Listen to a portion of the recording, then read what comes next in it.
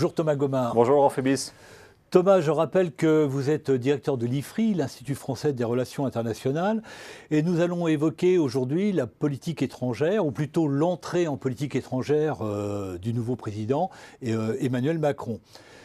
Qu'est-ce qui vous frappe dans les premiers pas d'Emmanuel Macron en politique étrangère? Est-ce que vous détectez des points d'inflexion par rapport à ses prédécesseurs? Est-ce qu'on peut percevoir un style Macron spécifique en politique étrangère? Je pense que oui. Je pense que c'est une entrée en matière réussie et une capacité chez Emmanuel Macron à manier à la fois un nouveau style et le symbolique. Le symbolique, c'est tout à fait frappant dans sa volonté d'établir un contact direct d'emblée avec Donald Trump en l'invitant pour la célébration du 14 juillet et également d'avoir invité Vladimir Poutine au château de Versailles. Dépasser les problèmes de personnes, parler d'État à État? Les deux, c'est-à-dire que le contact personnel est extrêmement important parce que le style Macron, c'est aussi sa jeunesse, son allant, le fait qu'il a été élu dans les circonstances que nous connaissons et qu'en même temps, il a été élu en tenant un discours très pro-européen, faisant très clairement de la relation avec l'Allemagne sa première priorité parce que, à ses yeux, c'est la condition du redressement économique de la France qui est lui-même la condition d'une nouvelle politique étrangère. Alors justement, plus spécifiquement sur l'Europe et les relations franco-allemandes, comment vous qualifieriez l'orientation d'Emmanuel Macron? Est-ce que vous percevez la volonté, voire la possibilité de reconstruire ce mythique couple franco-allemand, ou est-ce que c'est une illusion? C'est en partie une illusion parce que, comme vous le savez, cette notion de couple franco-allemand est une notion très française. Nos partenaires allemands ne sont pas à l'aise avec cette notion et que bien souvent, derrière le franco-allemand, vous avez un catéchisme qui interdit de voir les véritables différences structurelles. Or, elles existent. Elles existent d'autant plus que l'asymétrie franco-allemande s'est fortement accentuée au cours des 10 dernières années et que, d'une certaine manière, la France a décroché sur le plan économique par rapport à l'Allemagne. À l'inverse, il y a de la part de notre partenaire allemand une certaine réticence à endosser des responsabilités internationales comme la France aimerait qu'elle le fasse. Et donc je pense que l'objectif d'Emmanuel Macron, c'est à la fois de dire qu'il n'y a pas de poursuite du projet européen sans un meilleur équilibre des relations franco-allemandes, et d'autre part, de contribuer à ce que cette relation franco-allemande ait effectivement un effet d'entraînement, mais aussi gagne en autonomie pour pouvoir avancer sur un certain nombre de sujets. Je pense à la défense, je pense à l'énergie et je pense au numérique.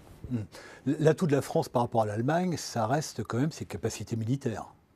Ah oui, c'est le principal atout et le siège permanent au Conseil de sécurité, le statut nucléaire, la capacité d'intervenir, ça tout à fait. Et en même temps, on sent qu'il y a un moment où l'Allemagne aussi voit son environnement stratégique évoluer et que donc il y a des choses aujourd'hui qu'on dit en Allemagne qu'on ne disait pas il y a encore 1 ou 2 ans, notamment sur l'augmentation de la dépense militaire, c'est-à-dire que l'Allemagne va essayer de se rapprocher des fameux 2% préconisés par l'OTAN. Donc on est dans un moment très particulier où il y a aussi les élections. Un changement de génération aussi. On verra avec l'élection ou la réélection de la chancelière Merkel pour un 4e mandat. Donc là, il n'y aura pas forcément de changement de génération, mais du côté français, c'est évident. Et en même temps, du côté français, ce qui est évident, c'est que l'avenir de la politique étrangère française aux yeux d'Emmanuel Macron passe par le projet européen. Alors, la France, elle est confrontée à de nombreux défis. Le défi économique, il est présent à tous. Le défis géopolitiques, militaires, à l'intérieur comme à l'extérieur du pays. Est-ce que vous voyez se décider de nouvelles priorités pour la politique étrangère de la France? Vous savez, une politique étrangère, ça doit se penser sur le temps long. Et donc, les changements de cap intempestifs, à mon avis, sont en réalité beaucoup plus de l'ordre de l'affichage que de la réalité.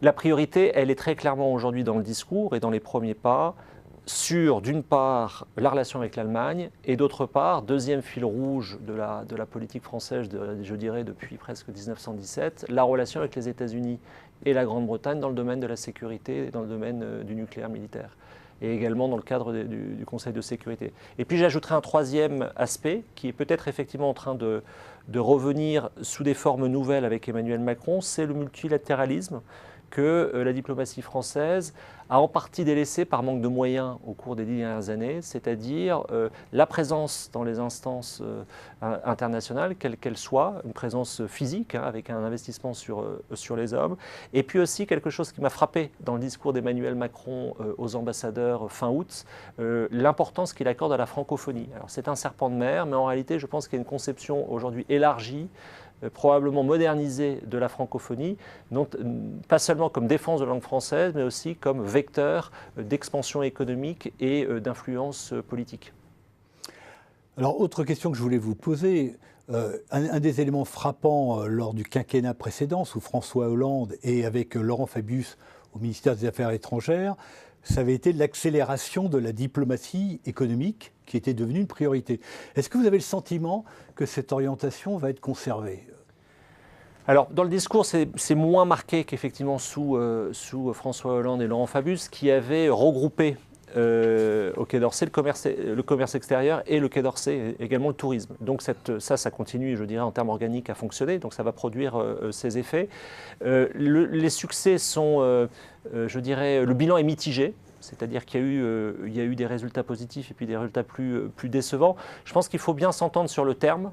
C'est-à-dire que la diplomatie économique se comprend de deux manières. C'est à la fois l'accompagnement de nos entreprises sur des marchés à l'étranger, mais c'est également le fait d'attirer des capitaux sur notre marché. Et là, on se rend compte aussi qu'il y a probablement des problèmes de réciprocité qui sont en train de se poser. Je pense notamment à la nature et à l'ampleur des investissements chinois en France. Et là, on voit bien l'intégration de la stratégie, j'allais dire, de politique étrangère et de la stratégie économique. Oui, bien sûr, parce qu'il y a l'idée très présente dans toutes les têtes qu'il n'y a pas de politique étrangère sérieuse sans redressement économique et qu'en même temps, une part de la croissance se joue, une bonne part de la croissance se joue évidemment sur le marché, dans le cadre de l'Union européenne, mais sur les marchés extérieurs. Le problème, on le sait, il est bien connu, bien identifié. Nos grands groupes excellent dans la mondialisation, mais ont du mal à entraîner les ETI et à faire en sorte qu'elles puissent se développer sur le plan extérieur au même rythme. Et donc effectivement, les aides, l'idée sur laquelle l'État doit les accompagner est à mon avis une idée évidemment à soutenir. Alors on ne peut pas évoquer aujourd'hui, dans le cadre de ces entretiens, tous les enjeux géopolitiques auxquels est confrontée la France, mais est-ce qu'il y a des points qui sont peut-être un petit peu obscurs aujourd'hui, qui sont des enjeux à moyen terme, dont vous sentez qu'il faudrait attirer l'attention du public? Oh oui, j'en vois au moins deux. L'évolution de la Turquie, c'est-à-dire que nous avons évidemment l'évolution du régime Erdogan tel qu'on peut l'observer, mais la Turquie reste à la fois membre de l'OTAN et en même temps a fait ce rapprochement avec la Russie tout à fait spectaculaire depuis début de 2016. Et puis également, évidemment, l'évolution de la situation en Libye, qui reste qui est une sorte de, excusez la facilité de langage, mais de cocotte-minute en réalité, à nos portes. Et donc, de manière plus large, je pense qu'une des grandes difficultés pour les 5 ans à venir va être d'expliquer à nos partenaires européens qu'une partie de notre avenir se joue sur la rive sud et que c'est une zone qui peut se déstabiliser de manière encore plus forte qu'aujourd'hui. Alors pour compléter vos propos, Thomas Gomard, je renvoie à l'excellent entretien que vous avez donné dans le dernier numéro de Politique internationale de l'été 2017.